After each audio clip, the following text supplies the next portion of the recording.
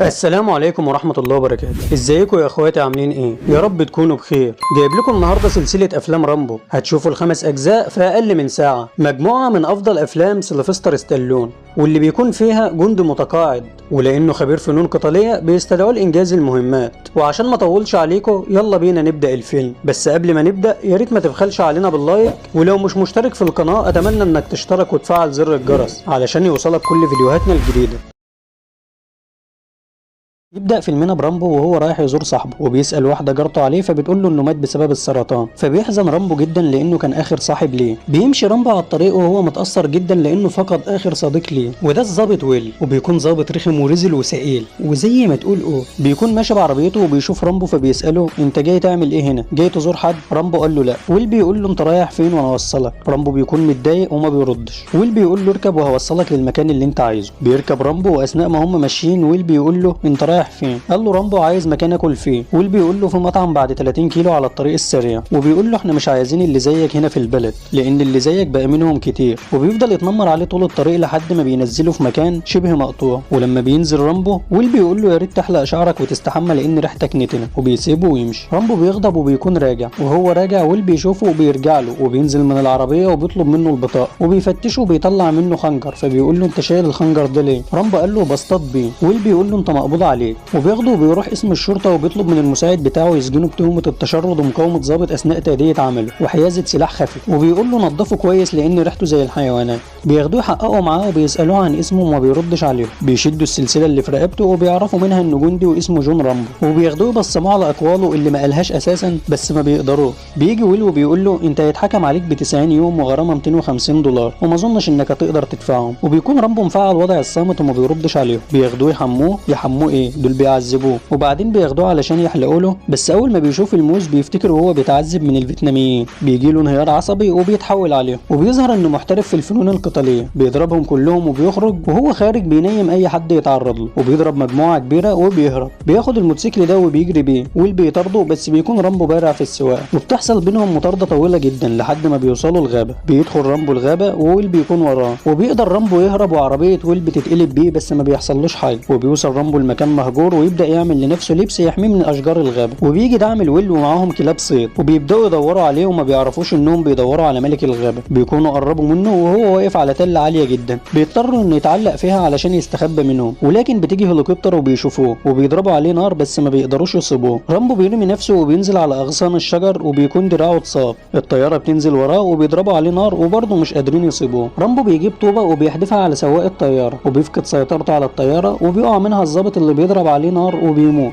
بياخد رامبو منه السلاح وجهاز اللاسلكي وبيروح يخيط الجرح اللي في دراعه. بيجي ويل وبيشوف صاحبه ميت فبيغضب ويقول لباقي رجالته لازم نقضي على الوغد ده. وبيشوفوا رامبو خارج لهم وبيقول لهم في واحد مات ومش انا اللي قتلته ومش عايز اذي حد تاني. بيضربوا عليه نار بس بيكونوا كلهم خرص ما بيشوفوش. رامبو بيمثل انه اتصاب وبيخلع منهم. وويل بيكلم ليستر وبيطلب منه يجيب طياره تانية، بس ليستر بيقول له ان الطيار بيقول ان في عاصفه جايه ومش هيجي، وبيقول له انت بتلعب مع الشخص الغلط، وان جاله فاكس بيقول ان جون رامبو طبيب بيطري فيتنامي من فرقه البريه الاخضر وحاصل على ميداليه الشرف من الكونجرس الامريكي وانه بطل حرب. لكن بيصر ويل على طلبه وبيقول له ابعت لي الطيار. وبنتنقل لرامبو وهو بيعمل فخ باغصان الشجر. بيقربوا منه والكلاب بتروح تهجم عليه لكنه بيقتلهم، وبيتصاب واحد منهم وبيربطوا له الجرح وبيكملوا تدوير عليه. وبيتفرقوا كل واحد بيروح في اتجاه، وبيطلع رامبو لواحد منهم يكسر له رجله، وبيجي لواحد تاني يكسر له دراعه. وبيظهر ان رامبو ذكي جدا وبيعرف يتعامل كويس قوي في الغابه. بيشوفوا واحد من الشرطه وبيضرب عليه نار لكن بيتفادى الطلقه وبتيجي في زميله. واحد منهم بيجري يروح لزميله اللي اتصاب لكن بيقع في فخ رامبو، وبيكون غصن الاشجار اللي صنعها على شكل رمح. وبيجي رامبو من ورا واحد تاني وبيضربه على دماغه. وبيطلع فجاه الويل وبيحط الخنجر على رقبته وبيقول له انا كنت ممكن اقتلهم كلهم وممكن اقتلك انت كمان، انت القانون في المدينه بس انا هنا القانون. وبيسيبه ويمشي، وويل بيقعد يعيط.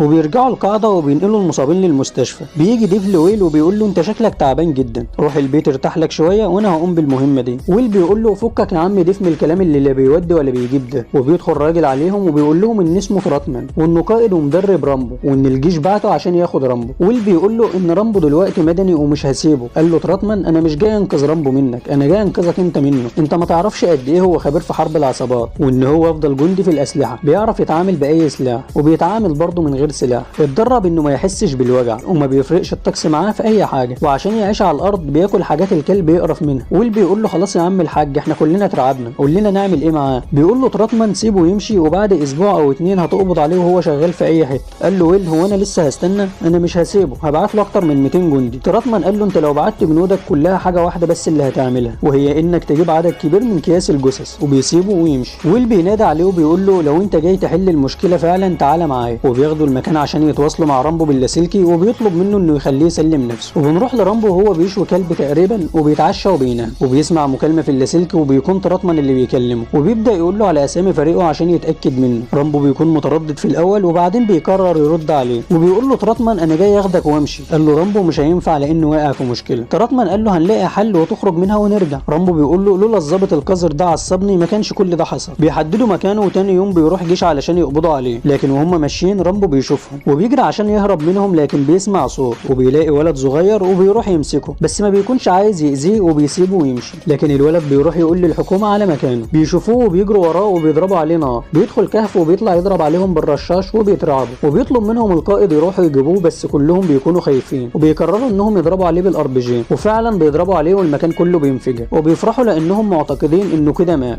بيجي ويل ويقول لهم انا كنت عايزه حي. بيقول له قائد المجموعه انه كان بيضرب عليهم نار. ويل بيقول له طيب عايزين نخرج الجثه من هنا وبيسيبه ويمشي. تراتمان بيبص على المكان وبيعرف انه لسه عايش، وبيظهر رامبو وهو في نفق تحت الارض وبيفضل ماشي مده كبيره جدا وبيهجم عليه مجموعه فيران. مجموعه ايه؟ دي مزرعه فيران. رامبو بيخلع منهم وبيكمل طريقه وبيكون النفق ده طويل جدا، وبعد فتره طويله بيوصل رامبو لاخر النفق وبيلاقي مكان للخروج. بيخرج رامبو وبيلاقي عربيات تبع الشرطه معديه، بينزل على واحده منهم وبيضرب السواق وبياخدها ويمشي. والظابط ده بيسمع في اللاسلكي ان رامبو لسه حي وبيروح يبلغ ويل. في الوقت ده بتكون عربيه شرطه بتطارد رامبو وبيضربوا عليه نار، لكن ببراعه وذكاء رامبو بيقدر يتخلص منهم والعربيه بتنفجر باللي فيها. وبيكمل طريقه وبيلاقي في كمين مستنيه، لكن بيقدر يتخطاهم بكل احترافيه. وبيقف بالعربيه جنب بنزيمه وبياخد منها سلاح وبيولع في العربيه وبيفجرها هي والبنزين. وبتيجي الشرطه تدور عليه ومش بيلاقوه. ويل بيكلم اهل البلد وبيقول لهم انهم يدخلوا بيوتهم لان في خطر عليهم، وفعلا الشوارع بتفضى في ثانيه. وبيروح ويل يجهز اسلحته وتراتمان بيدخل عليه وبيقول له ارجع عن اللي انت عايز تعمله ده عشان ما تتاذاش. ويل ما بيسمعش كلامه وبيسيبه ويمشي. وبيطلع ويل على سطح المبنى وبيستنى رامبو، لكن رامبو بيكون تحت المبنى وبيضرب نار على العواميد علشان يفصل الكهرباء عن المنطقه. وفعلا بينجح انه يفصل الكهرباء وبيدخل مخزن السلاح. بيفرش ارض المخزن بالبارود وبيولع فيه وبينفجر. بيلمح ويل وهو على السطح فبيضرب نار على الاسم وبيدغدغه وبيدخل جوه. وويل اول ما بيشوفه بيضرب عليه نار لكن ما بيقدرش يصيبه. رامبو بيرش عليه بالرصاص وبيتصاب ويل وبيقع قدام رامبو، وبيكون رامبو هيخلص عليه لكن تراتمان بيلحقه وبيفضل يقول له انت لسه قدامك فرصه ولو ما استسلمتش مش هتعرف تخرج من هنا. بيتعصب رامبو وبيقول له انه ملوش ذنب في اللي حصل، وبيجي له انهيار عصبي وبيقول لتراتمان انه هو في المهمه واحد من اصدقائه اتفجر وكل حته في جسمه كانت في مكان، وان في حتت منه كانت على جسم رامبو. وسمع صوت صاحبه وهو بيقول له انه عايز يروح، وبيفضل رامبو يعيط وبيقول له كل ده مش قادر انساه مع انه عدى عليه 7 سنين. تراتمان بياخده في حضنه علشان يهدى، وفي الاخر رامبو بيسلم نفسه. يبدأ فيلمنا برامبو وهو في السجن وبيجي له تراتمان ده بيكون قائد ومدرب رامبو وبيقول له انه عايزه في مهمة جديدة، وبتكون المهمة هي انقاذ اسرى حرب في فيتنام. رامبو بيقول له اشمعنى انا؟ قال له تراتمان لان ده السجن اللي انت هربت منه قبل كده ومحدش يعرف تفاصيل المكان غيرك، ولو نجحت في المهمة دي هيفرجوا عنك. فبيوافق رامبو وبيروح للمعسكر وبيقابله واحد اسمه اوريكسون، وبيقول له اوريكسون انه فخور جدا بيه وسعيد انه هيشتغل معاه. وبياخده ويدخل بيلاقي تراتمان مستنيه وبيعرفه على قائد القوات الخاصة وبيكون اسمه موردوك بيقول له ان في 2500 جندي امريكي مفقودين، على الاغلب هيكونوا ماتوا، لكن العائلات والكونجرس الامريكي واغلبيه الشعب عندهم امل، والمطلوب من رامبو انه لو لقى اسرى يصور المكان. رامبو بيرد عليه وبيقول له تصوير بس؟ موردوك قال له تصوير بس وما تشتبكش مع اي حد مهما كانت الظروف. رامبو بيقول له هو ينفع ان نسيبهم هناك؟ قال له موردوك فريق الهجوم بقياده تراتمان هيتولوا تخليصهم، وطالما انت معانا فنسبه نجاح العمليه فوق المتوسط. وبيقول لهم ان بعد ساعه واحده هيتقابلوا في مركز تحكم العمليات وبيسيبهم ويمشي. تراتمان بيقول لرامبو من تايلاند هتروح على لاوس ومنها على جبال فيتنام، وهتطير على ارتفاع 250 قدم قبل ما تفتح الباراشوت، وعشان هتكون لوحدك هتاخد معاك معدات اكتر من كل مره. وبيروحوا على مركز التحكم وبيقول له موردوك ان دي اجهزه مراقبه عشان نضمن سلامتك، وعايزك تعرف انك في امان لاننا بنملك معظم الاسلحه المتقدمه في العالم. بيندهش رامبو من الاجهزه وبيفضل يتفرج عليها. فموردوك بيقول لتراتمان انت متاكد ان هو هيقدر على العمليه؟ تراتمان قال له ان رامبو افضل مقاتل شافه في حياته، رغبته الوحيدة هي الانتصار في حرب أي حد يخسرها، ولو الانتصار ده هيكون على حساب حياته عمره ما هيتردد ثانية. بيروح رامبو يجهز أسلحته ومعداته وبيكون رايح يركب الطيارة، فبيقول لتراتمان إن موردوك قال له إنه كان قائد الكتيبة التانية في كونتوم سنة 1966، والكتيبة التانية في الوقت ده كانت في كارسانج، وبيقول لتراتمان إن هو الوحيد اللي بيثق فيه وبيسيبه ويمشي. بيوصل بالطيارة المكان المهم وبينط منها لكنه بيتعلق. بيحاولوا يساعدوه بس ما بيقدروش، وبعد معاناة وفترة كبيرة رامبو بيقدر يقطع الحزام. وبيروح رامبو عشان يقابل العميل اللي هيساعده، وهو ماشي بيسمع صوت حد جنبه فبيهجم عليه. بيلاقيها بنت وبتكون هي العميلة اللي هتساعده. بتاخده وبتروح للمركب اللي هيروحوا بيه للمعسكر، والمركب دي بتكون تبع القراصنة. وهم في الطريق بيسأل رامبو رئيس المركب بيتعاملوا ازاي مع خفر السواحل، فبيوري له بازوكا. بيوصلوا لمكان المعسكر وبيلاقوه فاضي. بيقربوا منه شوية علشان يتأكدوا، وبيكتشفوا ان فيه جنود. رامبو بيجهز اسلحته علشان يدخل، وفو بتقول له انت مطلوب منك انك تصور بس. قال لها انا ما عدتش هاخد اوامر من حد. وبيبدأ يتسلل واحدة واحدة، وبيظهر انه ذكي ومحترف جدا. بيوصل لمكان سجن الأسرى وبيلاقي انهم مرميين وسط حشرات وحاجات مقرفة قوي سعادتك.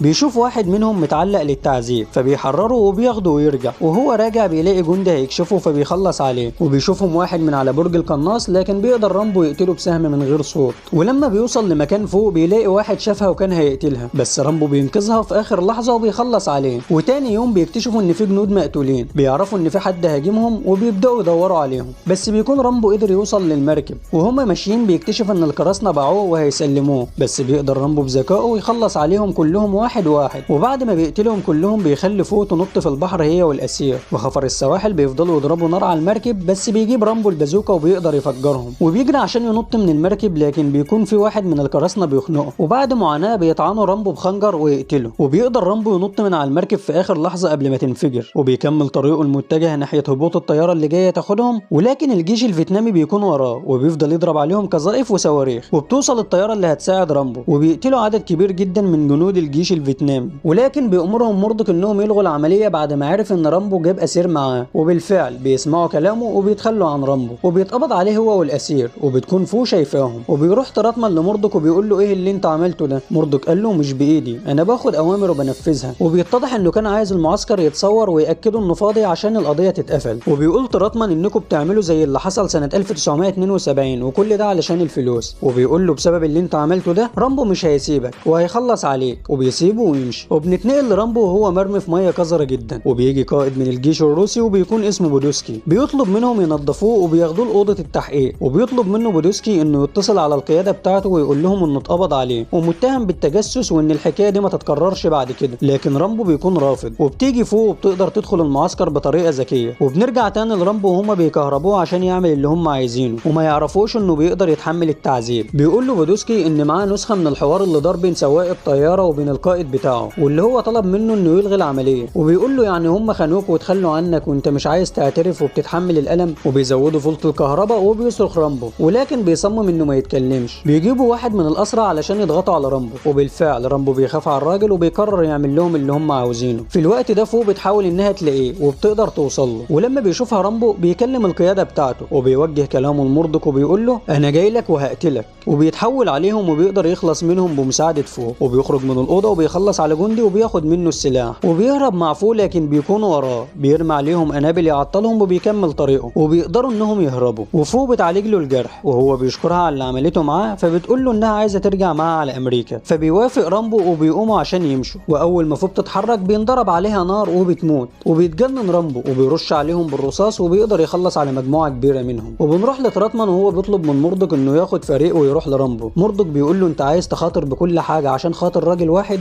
وبيقول له ان هو المسؤول وان تراتمان مجرد اداة بيستخدموها. وبيأمر رجالته انهم ما يخرجوش تراتمان من المعسكر نهائي. وبنرجع لرامبو وبيكون خلص دفن فوق وبيروح ينتقم من الجيش الروسي والجيش الفيتنامي. وبيكون رامبو محترف وذكي جدا وبيقدر يتعامل في الغابة كويس قوي. بيقدر يخلص على مجموعة منهم واحد ورا واحد. ولما بيشوفوه بيجروا وراه وبيوصل لقرية بينصب لهم فخ وبيولع في الارض وهم فيها. وبتتحرق مجموعة كبيرة جدا منهم وبيفجر عربياتهم كلها. وبيكون ماشي فبيضرب عليه ضابط فيتنامي، لكن رامبو بيقدر يتفادى الطلقات. وبيطلع رامبو تاني وبيضربه بسهم مفخخ وبيدمره. بعدها بتيجي طيارة حربية وبترمي عليه متفجرات، لكنه بيقدر يخلع منها وبينط في المية. بيرش عليه بالرصاص وفجأة بيطلع يقتل الجندي ده وبيدخل في قتال مع الراجل ده وبيكون قوي جدا. وبيضرب رامبو وبيحاول يخنقه، لكن رامبو في الاخر بيقدر يرميه من الطيارة. وسواق الطيارة بيخاف وبيرمي نفسه منها. بياخد رامبو الطيارة وبيظهر انه بارع جدا في سواقتها. بيرجع على المعسكر الفيتنامي وبيبدا يدمر فيه. اسيبكم انا بقى مع الحرب دي شويه على ما اجيب كوبايه ميه واجي.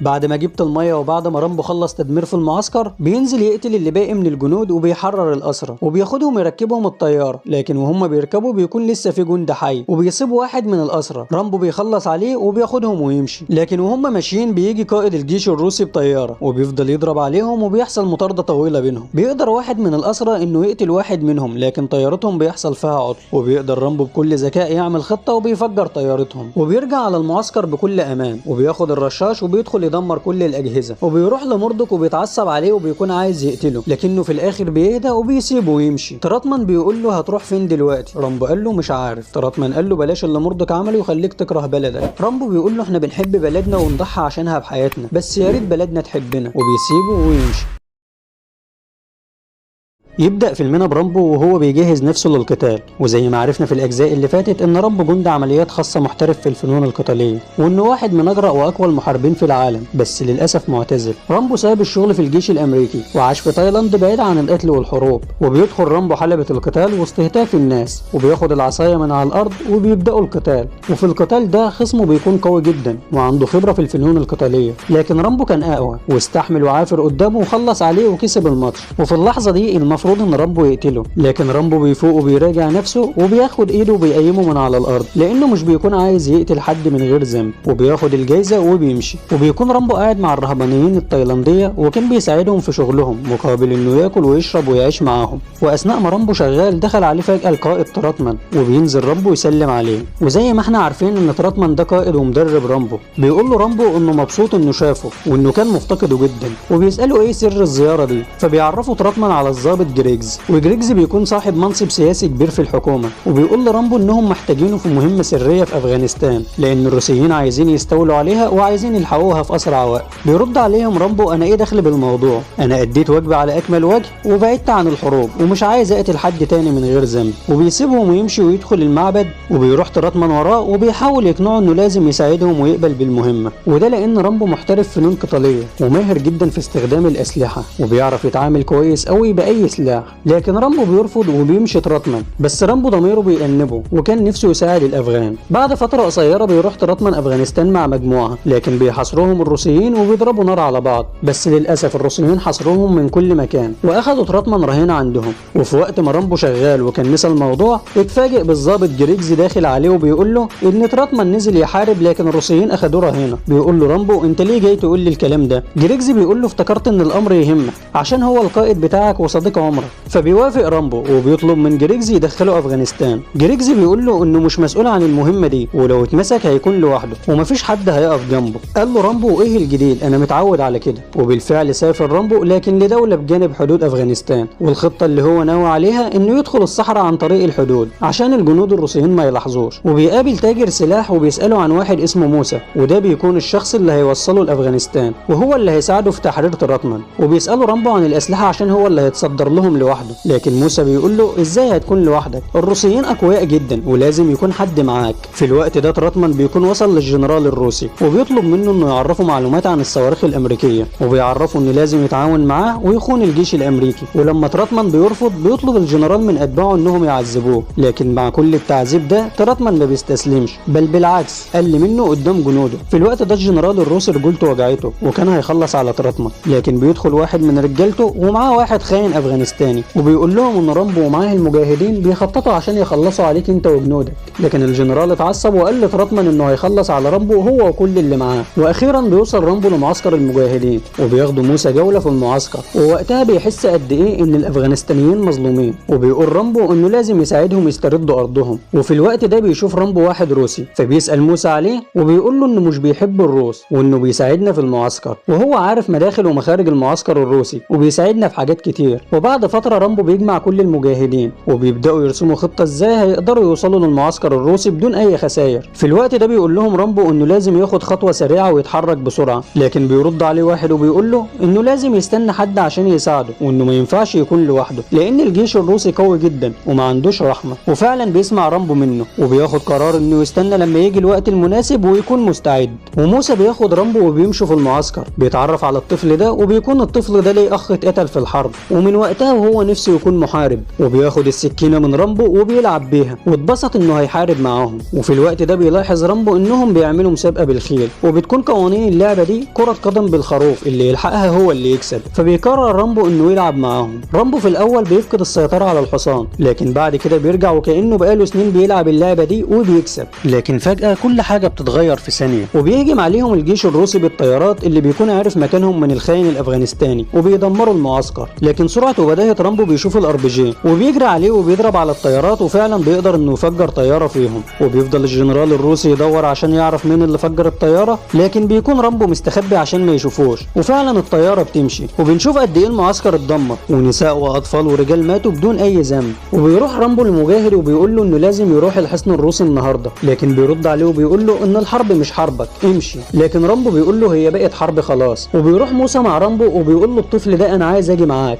لكن رامبو بيرفض. وفعلا بيوصل رامبو للمعسكر الروسي هو وموسى بالليل وبيستغلوا ظلام الليل وبيتحرك بحذر شديد، وكان بيستخدم الخنجر بتاعه عشان يستكشف الالغام. وفي لحظه كان في قنبله هتنفجر بس هو لحقها. وفجاه بيجي الطفل وبيقول له انا هقاتل معاك، ومش بيعرف رامبو يرجعه وبياخده معاه لكن بيخليه مستنيه بره المعسكر حفاظا على سلامته. وبيوصل رامبو وموسى للمعسكر من غير ما الحراس ياخدوا بالهم، وبيبتدي رامبو يزرع القنابل في كل مكان في المعسكر عشان يدمرهم. وبيسرق رامبو سلاح من جندي وهو نايم، والحراس بيلاحظوا ان في حركه غير طبيعيه فبيضربوا الانذار. وبيجري رامبو في الوقت ده عشان الحراس والكلاب طلعت تدور على الشخص الموجود في المعسكر. وبيقدر رامبو يتعلق في دبابه ماشيه عشان تقربه من سجن الاسرى ويبعد عن عين الحراس. وهنا بيلاقي رامبو القائد تراتمان، لكن فجاه بيلاقي الطفل ما سمعش كلامه وكان متابعه من اول ما دخل المعسكر. وفي لحظه بيلاقي جندي هيضرب الطفل لكن رامبو في ثانيه طلع السكينه وضربه بيها. وفجاه كل الجنود حاوطوا رامبو لكن رامبو خد الرشاش وضرب الجنود كلهم بيه. وبيطلع الجنرال الروسي وبيضرب نار والطفل بياخد طلقه في رجله وبيلحقوا رامبو ويجري بيه بره الحصن. وفي الوقت ده المتفجرات اللي كان رامبو زرعها هو وموسى كلها ابتدت تتفجر، وبيلاقي رامبو وموسى نفق سري فبيهربوا منه. لكن الحراس الروسيه بدون توقف بيلحقوهم وبيجري رامبو وبيحط لهم قنبله وبيقدر انه يفجرهم. وفي اخر لحظه وصل رامبو لاخر النفق وبيقدر انه يخرج منه، وبيكون في واحد في انتظارهم بره لكن الروس بيضربوا عليهم نار. وبياخد رامبو البازوكا وبيضرب صاروخ على بوابه معسكر الروسيين عشان يتاكد انهم مش هيعرفوا يطاردوه. بيروح الجنرال الروسي لتراتمان فبيضربه وبيساله مين اللي عمل كده في المعسكر، وبيقول له الجنرال انه مش هيرحمه. بيرد عليه تراتمان وبيقول له مش عايزك تتعب نفسك لان رامبو مش هيسيبك وطالما دخل الحرب لازم يكسبها. وبيروح رامبو وموسى والطفل مكان امن وبيعالج الطفل وبيضمد له جراحه، وبيقول لموسى خد الطفل وارجع وانا هروح المعسكر تاني. لكن موسى في الاول بيرفض لانه مش بيكون عايز يسيبه لوحده ولانه بقى صديقه العزيز. لكن في الاخر بياخد الطفل وبيسال الطفل رامبو انا هشوفك تاني ازاي. رامبو قال له هجيلك اول ما اخلص عليهم، وبيشيل رامبو السلسله من رقبته وبيديها للطفل وبيمشي الطفل مع موسى. وبنكتشف ان رامبو مصاب وما كانش عايز يعرفهم، وبيطلع رامبو الرصاصه من جسمه وبيعالج نفسه وبيرجع اقوى من الاول. وفي الوقت ده الروسيين بيدوروا على رامبو لكن عشان سرعه وبداهه رامبو قدر انه يوصل المعسكر من ناحيه الجبل وبيوصل للقمه، واستغل ان كل الروسيين خرجوا عشان يدوروا عليه والمعسكر فاضي. وبيقابل الجندي ده وبيخلص عليه وبينزل للمعسكر تاني وبيلحق تراتمان وبيحرره وبيقدر انه يحرر بقيه الاسرى. وفي الوقت ده بيكون الجنود رجعوا فبيسالوا تراتمان هتعرف تركب الطياره دي؟ بيقول له هجرب. وبيستنوا لما الجنود ينزلوا منها وبيروح رامبو وتراتمان يركبوا الطياره. وبنلاحظ ان رامبو بارع جدا في السواقه وبيشوفهم الجنرال الروسي وبيضربوا عليهم نار، لكن عشان رامبو ذكي قدر انه يتفادى ضربهم في الطياره وبيفجر ابراج المراقبه الخاصه بيهم. لكن بتكون الطياره اتصابت وفي طريقها للسقوط، بس بيقدر رامبو انه يهبط بيهم بدون اي خسائر وبيتاكد ان الاسرى في امان. وفي الوقت ده الطيارات بترجع تاني وبيصعدوا قمه الجبل وبيقدر رامبو يفجر طياره منهم بسهم مفخخ. بعد كده بينزل هو وتراتمان كهف يستخبوا فيه، وبدون تردد بينزل الجنود الروسيين وراهم، لكن رامبو بيقدر انه يخلص عليهم. وبيمسك رامبو اللاسلكي وبيساله الجنرال انت مين؟ فبيقول له رامبو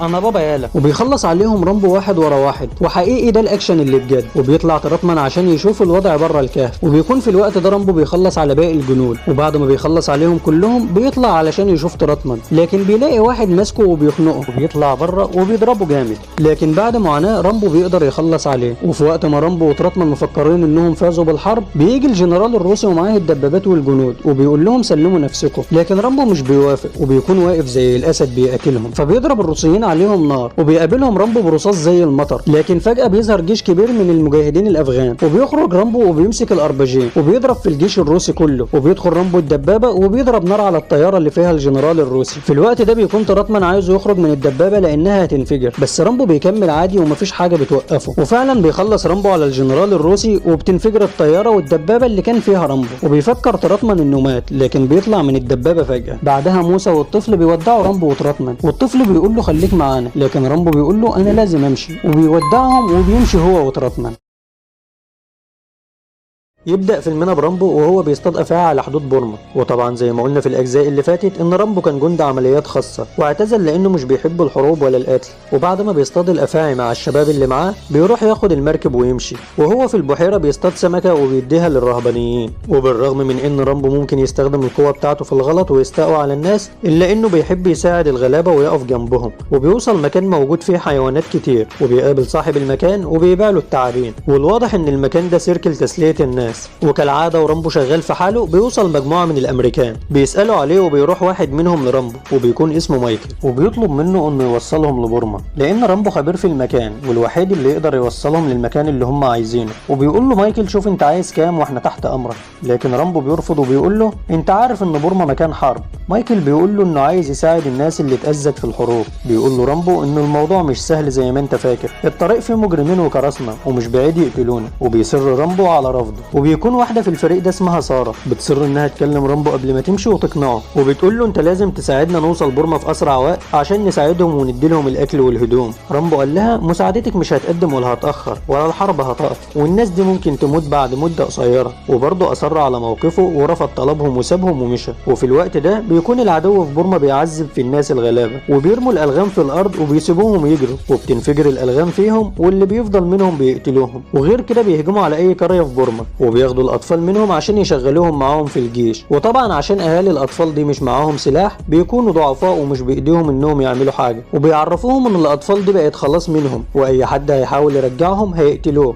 في الوقت ده رامبو بيسمع صوت عند المركبه بتاعته، ولما بيروح يشوف في ايه بيلاقي ساره وبتحاول للمره الثانيه وبتقول له اي مبلغ هتطلبه هتاخده بس ساعدنا نوصل لبورما. بيقول لها ان الجيش العدو ما بيرحمش اي حد وهنتقتل، لكن ساره بتكمل كلامها وبتقول له انها ما ينفعش تسيب الناس وان انت معاك حق، ممكن مساعدتنا ليهم ما تقدمش ولا تاخر، بس نعمل اللي علينا، ممكن نقدر ننقذ حد منهم، الناس ده حياتها مهمه بالنسبه لينا. واخيرا رامبو ضعف قدام كلامها ووافق انه يساعدها بدون اي مقابل. وتاني يوم رامبو بياخد المركب بتاعته والفريق كله وبينطلقوا في طريقهم لبورما. وبتقوم ساره عشان تشكر رامبو انه ساعدهم، وبتساله انت ليه عايش في الغابات وسايب الولايات المتحده؟ بيقول لها انه بيحب الهدوء، ما بيعرفهاش انه كان جندي عمليات خاصه. وبيقول لها رامبو انت شغاله ايه؟ فبتقول له مدرسه. بيرد عليها ويقول لها انا كده عرفت انت بتسالي كتير ليه. وبيستمروا في طريقهم وبيجي عليهم الليل وبيكون كل الفريق اللي معاه نام. وبيلاحظ رامبو ان في مجموعه من القراصنه في مكان قريب منهم. بيقول لهم رامبو ما تعملوش صوت عشان ما ياخدوش بالهم مننا. وفعلا عملوا اللي رامبو قال عليه لكن بدون فايده. وفجاه بيظهر مركب وبيحوطوهم وبيقول لهم رامبو اقعدوا كلكم وما تتكلموش خالص. فبيقول لهم واحد من القراصنه المكان ده بتاعنا، ازاي تتخطوا حدودنا؟ بيقول لهم رامبو انه ما يعرفش. فبيقول لهم قائد القراصنه انه عايز فلوس عشان يعديهم. وفي الوقت ده بيلاحظ ساره وبيطلب انه ياخدها معاهم رهينه. في الاول رامبو اتضايق وحاول انه يتكلم ويتفاهم معاه لكن بدون فايده. بيطلع رامبو السلاح وبيستعمل مهاراته القتاليه وبيخلص عليهم كلهم بدون ما يرف له جف. بيتعصب واحد من الفريق وبيقول له انت ليه عملت كده؟ بيقول له رامبو لو ما كنتش عملت كده كانوا خدوها واغتصبوها. وبيتضايق رامبو وبيكون عايز يرجع ويلغي المهمه، لكن ساره بتقول له لو سمحت كمل، احنا قطعنا شوط كبير من الطريق وده قراري وانا عايز اكمل بقيه الطريق. وفعلا بيوصلهم رامبو لبورما وبيقول له واحد من الفريق تقدر ترجع لان احنا هنرجع من الطريق البري. وبيقول لهم رامبو خدوا بالكم لان المكان خطير. وبتشكره ساره على خدمته ليهم وبتديله سلسله تذكار منها. وبيرجع رامبو وبيروح لقارب القراصنه وبيولع فيه عشان يخفي اي دليل وراه. وفي الوقت ده ساره والفريق اللي معاها بيكونوا مكملين في طريقهم في الغابه وبيوصلوا القريه من ضحايا الحروب وبيكون اهل القريه سعداء بيهم جدا. وبتبتدي ساره والفريق اللي معاها يوزعوا الاكل واللبس اللي معاهم. وفي الوقت اللي بتكون ساره فيه بتتفقد حال الاطفال المرضى بيحصل انفجار كبير جدا، وبتبتدي القنابل تنفجر في كل مكان في القرية، وبيكون الجيش الفاسد بيقتلوا الناس كلها بدون رحمة، وبينتشر الجيش الفاسد في كل القرية وبيقتلوا كل اللي بيقابلهم. وبتحاول سارة تستخبى منهم لكن ما بتعرفش، وبتجري فبتلاقي سارة الطفل اتقتل جنبها. وفي الاخر قدروا انهم يحاصروا سارة واخدوا كل الفريق اللي كان معاها رهينة، وبياخدوهم كلهم المعسكر وبيحجزوا سارة في مكان قذر جدا لوحدها، وباقي الفريق في قفص. وبعد اسبوعين رامبو كان نايم في بيته وبيحلم بالمهمات اللي كان بيعملها مع تراتمان، وكمان بيحلم بكلام سارة. وبيصحى رامبو على حد بيناديله، وبيكون هو المشرف على الفريق اللي كان فيه سارة، وبيعرفوا انه بقالهم فترة مختفيين وما يعرفش عنهم حاجة، واتأخروا عن ميعاد الرجوع بتاعهم، وخايف لا يكون حد اعترض طريقهم واذاهم. وكمان قال له انه اجر فريق من المرتزقة عشان يشوف هم فين ويطمن عليهم، وبيطلب منه انه يوصل الفريق ده لبورما. وبالفعل بيوافق رامبو انه يساعدهم، وبياخدهم رامبو بالمركب بتاعته، وبيبان قد ايه قائد الفريق مستهتر وندل ومش مهتم بالعملية. وبيبتدي قائد الفريق ده يتريق على رامبو وعلى شكله، لانه فكره شخص عادي ملوش في الحروب ولا القتال، لكن رامبو مش بيتهز من كلامه وبيتجاهله تماما. واخيرا رامبو وصل لحدود بورما، ونزلوا عشان يبتدوا يبحثوا عن سارة والفريق اللي كان معاها. وبيكون في واحد من اهل البلد مستنيهم عشان يدلهم على الطريق، ولما بيلاقوا رامبو نزل معاهم بيقول له قائد الفريق انت رايح فين؟ احنا مش هنستفيد منك بحاجة، خليك مكانك هنا. بيقول لهم رامبو انا همشي معاكم وما تقلقوش، انا مش هضايقكم في حاجة. وبالفعل بيمشي معاهم رامبو وبيوصلوا المكان اللي حصل فيه الانفجار، وبيلاقوا المنظر بشع جدا. وبيبتدي الفريق في الكلام انهم عايزين يرجعوا علشان اكيد ماتوا. بيرد عليهم قائد الفريق وبيقول لهم لازم نكمل المهمة للاخر، احنا اخدنا من الراجل فلوس ولازم العملية تتم على اكمل وجه. وفجأة بيلاقوا الجيش الفاسد دخل المكان، وبينزلوا مجموعة من الشباب وبيرموا الغام في المية، وبينزلوا الشباب المية دي، لكن الشباب بتعدي من غير اي اصابات.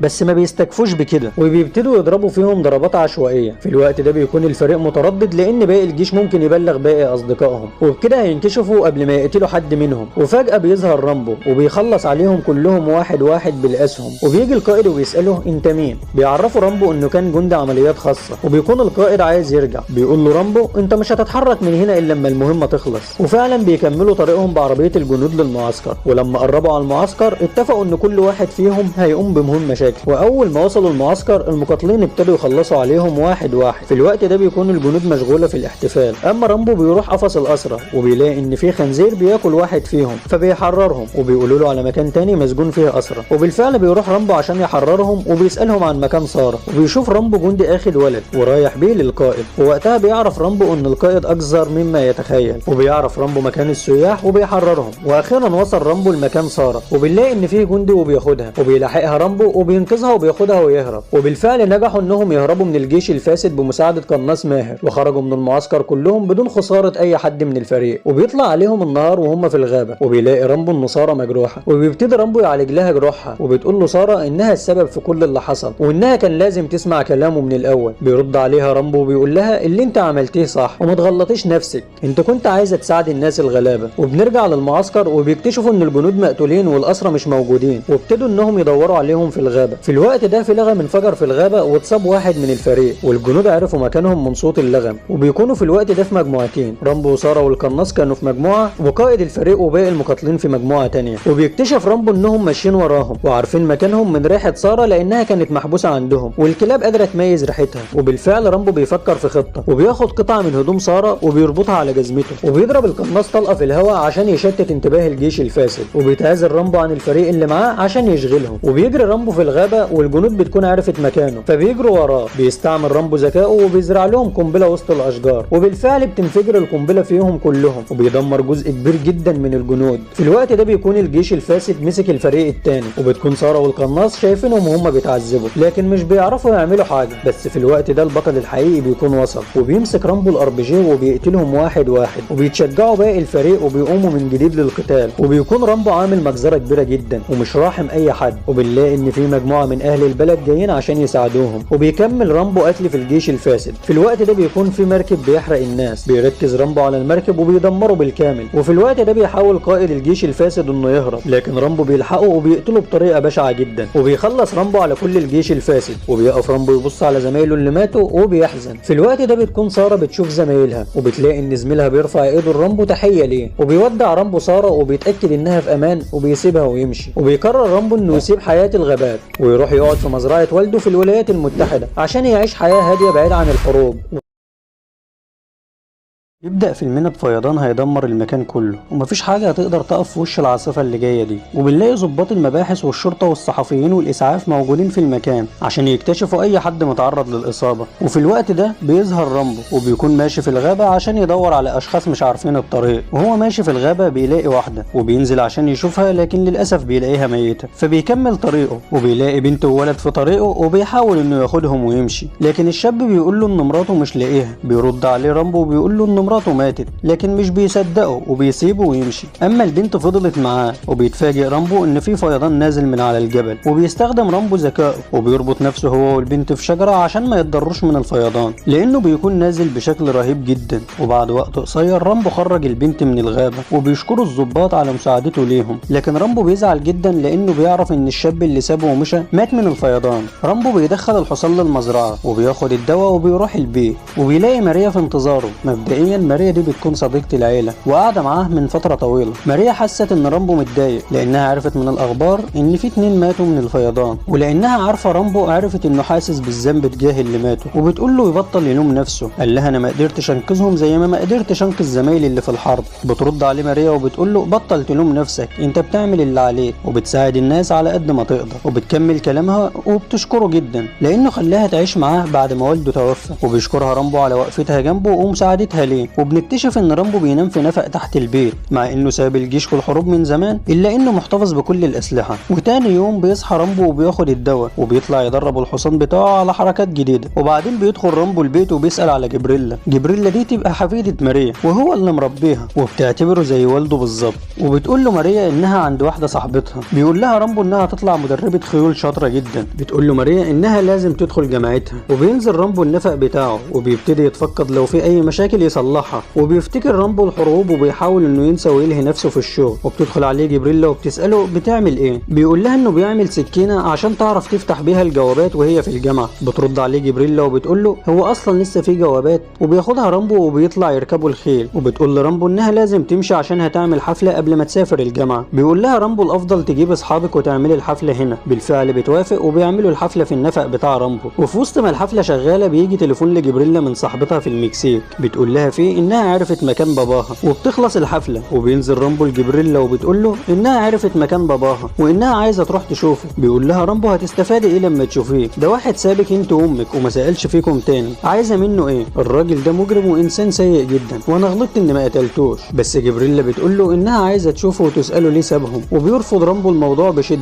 وبيقول لها انا مش هعرف احميكي وانت بعيده عني. وتاني يوم بيتفاجئ رامبو ان جبريلا حكت لجدتها، فجدتها بتتخانق معاها وبتقول لها ان ابوكي ده كان بيكره امك وكان دايما بيضربها ورامبو اللي كان بيمنعه عنها. وبعد نقاش طويل جبريلا قالت انها اقتنعت بكلامهم وخلاص مش هتروح المكسيك عشان تقابله. وبتخرج جبريلا عشان تروح لصاحبتها، لكن فجأة وهي في الطريق بتغير رأيها وبتروح المكسيك عشان البنت اللي قالت لها انها عرفت مكان باباها. وبالفعل بتوصل لصاحبتها وبتبص لها بصات غريبة جدا. وبتروح جبريلا لباباها وفعلا بيقابلها واتفاجئت انه متجوز وعايش حياته. وبتفاجئ والدها لانه ما شافهاش من فترة طويلة جدا. وبتسأله جبريلا عن السبب اللي خلاه يسيبها هي وامها. بيقول لها انا عمري ما حبيتكم وبكرهكم جدا واتمنى ما اشوفكيش تاني. وطردها من بيته. للاسف جبريلا بتنزل من عنده وهي متدمره نفسيا. بتحاول صاحبتها تهديها لكنها بتكون منهاره، وهنا صاحبتها بتستغل الموقف وبتقول لها تعالي نسهر في مكان مع بعض هتتبسطي وهتنسي اللي حصل. وهنا صاحبتها الخاينه دي بتكون متفقه مع واحد انه يحط لها مخدر في المشروب. وتاني يوم بتتفاجئ ماريا ان جبريلا سافرت المكسيك وبتقول لرامبو انه يلحقها وبتديله العنوان اللي هيروح عليه. بياخد رامبو عربيته ويروح عشان يشوفها، مع العلم ان رامبو مش والدها الحقيقي الا انه بيخاف عليها جدا وبيعتبرها بنته. اما جبريلا فوقعت في ايد عصابه شغاله في تجاره البشر. وبيوصل رامبو على المكسيك واول مكان بيروح عليه هو بيت والدها وبيساله عنها، لكن بكل برود قال له ما اعرفش مكانها. بيقول له رامبو انا كان المفروض اقتلك من زمان. وتاني مكان بيفكر يروحه عند صاحبتها وبيستناها، واول ما بتوصل بيروح عشان يسالها عن جبريلا، لكن صاحبتها قالت له كنا سهرانين مع بعض وفجاه اختفت وما عرفش راحت فين. وعشان رامبو ذكي بيعرف ان صاحبتها بتكذب، وبيلاحظ رامبو ان دهب جبريلا في ايديها وبيمسك ايديها وبيقول لها انت عارفه هي فين ولازم تعرفيني مكانها. وفعلا خدته على المكان اللي كانوا فيه وبتشاور له على الراجل اللي خد جبريلا وخطفها. وقالت لرامبو انا ما كنتش اعرف انه هيأذي جبريلا، فسابها رامبو تمشي. ولما كان رامبو بيراقب الشخص ده كان في بنت واخده بالها انه مختلف عن باقي الحضور وبتفضل تراقبه من بعيد من غير ما يلاحظها. وبيفضل رامبو متابع الراجل لحد ما بيخرج وبيهجم رامبو عليه وبيضربه وبيوري له صوره جبريلا وبيقول له وديتها فين. وفي الوقت ده بتكون البنت لسه بتراقبه وماشيه وراه في كل مكان، وبيقول له الراجل هقول لك على مكانها، وبالفعل بياخدوا رامبو عشان يعرفوا المكان، وبيوصلوا للمكان وبيقول له هي الشقه اللي فوق دي، وهي موجوده فوق. وابتدى رامبو يفكر هيوصل ازاي لجبريلا، لكنه لاحظ ان في مجموعه من المجرمين بيراقبوه. ولما بيوصل رامبو المكان فوق بيكتشف انه متحوط من كل الاتجاهات، وبينزل رامبو وبيمشي لكنهم بيحوطوه من كل مكان.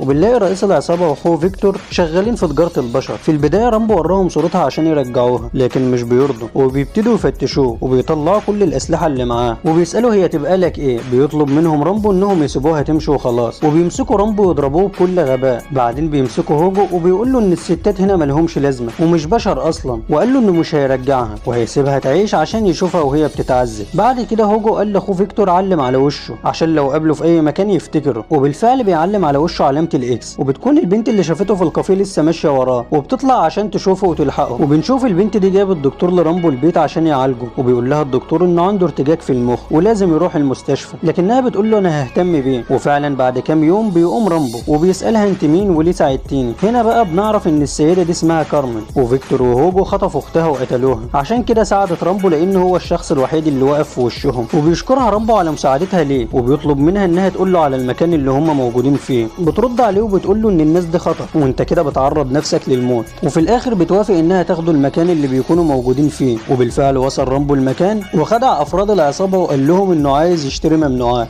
وهنا رامبو استخدم مهاراته القتاليه وقتلهم كلهم واحد واحد. وبعد كده وصل للمكان اللي موجود فيه جبريلا، لكن بتكون للاسف حالتها خطر جدا. وبياخدها رامبو وبينزل يركب العربيه وبيمشوا. بيعرف هوجو وفيكتور باللي حصل، وبيقول له فيكتور انا قلت لك وقتها اقتله عشان المشاكل اللي هتحصل، وبيقول له انه لازم يدور عليه وينتقموا منه. اما رامبو بيكون لسه مكمل في طريقه عشان يلحق اقرب مستشفى لان حاله جبريلا خطر جدا. وبيقول لها ده اساور مامتك وانا ما اقدرش اعيش من غيرك لانك بنتي. بس للاسف جبريلا ما بتستحملش لانها اتعذبت كتير وبتموت. وبيحس وقتها رامبو بالذنب. وبيوصل رامبو البيت وبيلاقي جدتها مستنياه، وبيبلغها رامبو بالخبر. وبتكون ماريا هتموت من الزعل عليها. وبعد ما بيدفنوها وبعد ايام من التفكير رامبو بيطلب من ماريا انها تروح عند اختها لانه هيمشي، لكن رامبو بيكون ناوي ينتقم لجبريلا. وابتدى رامبو يجهز كل معداته للانتقام، وحول البيت كله لقاعده حربيه، وبيحفر خنادق وبيمليها بنزين. وبيرجع رامبو على المكسيك وبيروح لكارمن وبيقول لها ان جبريلا ماتت وانه جاي عشان ينتقم، وانه عايزها تساعده يوصل لبيت فيكتور وهوجو. لكن كارمن بتكون خايفه وبتقول له انك مش هتقدر عليهم لوحدك وان لازم يكون معاك حد يساعدك. بس بعد ما رامبو بيصمم انها تقول له على مكانهم بتوافق كارمن انها تساعده. وبالفعل بيروح على بيت هوجو وفيكتور وبيبتدي يخلص على كل الحراس واحد ورا التاني في هدوء تام. وبيدخل رامبو البيت وبيخلص على باقي الحراس. وتاني يوم بنلاقي الشرطه والصحافه موجوده في بيت الاخين، وبنعرف انه قتل اخوه بطريقه بشعه وساب صوره جبريلا على جثته، ومعرفش يقتل هوجو لانه كان خارج البيت. وبيغضب هوجو وبيقرر انه ينتقم لاخوه، وبياخد رجالته ويروح لبيت رامبو. بس طبعا بيكون رامبو اخر احتياطاته كلها، وبيكون مجهز الاسلحه والمتفجرات. ومع اول عربيه بتدخل المزرعه بتنفجر، وبينزل هوجو ورجالته من العربيه وبيحاوطوا البيت. وبيدخل الحراس البيت، واول ما بيدخلوا المصايد بتشتغل. وبيكون رامبو مجهز اماكن سريه تحت الارض وبيخرج منها وبيضرب عليهم بالرشاش. وبينزل هوجو ورجالته ورا رامبو النفق بتاعه، وبتكون دي خطته من البدايه. وبيتوزعوا في النفق وبيبتدي كل واحد فيهم يموت بطريقه شكل. وفي الحرب دي بيتصاب رامبو اصابه خطيره، لكنه بيكمل في الحرب والانتقام. وبيكمل رامبو قتل فيهم بالنار وبالسهام والمصايد. وبياخد رامبو اللاسلكي وبيقول له رجالتك كلهم ماتوا وما عادش غيرك، ولازم احسسك باللي حسيت بيه، وهشيل قلبك من مكانه زي ما وجعت قلبي على جبريلا. وبيفجر رامبو النفق كله، لكن في اخر لحظه بيلحق هوجو نفسه وبيخرج. وبيكون رامبو شايفه وبيبتدي يضرب عليه بالسهام لحد ما بيثبته في الحيطه. وبينزل رامبو وبيشق صدره وبيطلع قلبه منه وبيرميه. وبيخرج رامبو عشان يداوي جروحه وبيفتكر كل اللي مر بيه. وبكده يكون انتهى فيلمنا. لو لسه ما اشتركتش يا غالي انزل دلوقتي اشترك على طول، مستني ايه؟ وادخل خد لك لفه في القناه وهات اصحابك معاك يونسوك. واشوفك في فيديو جديد ان شاء الله. سلام.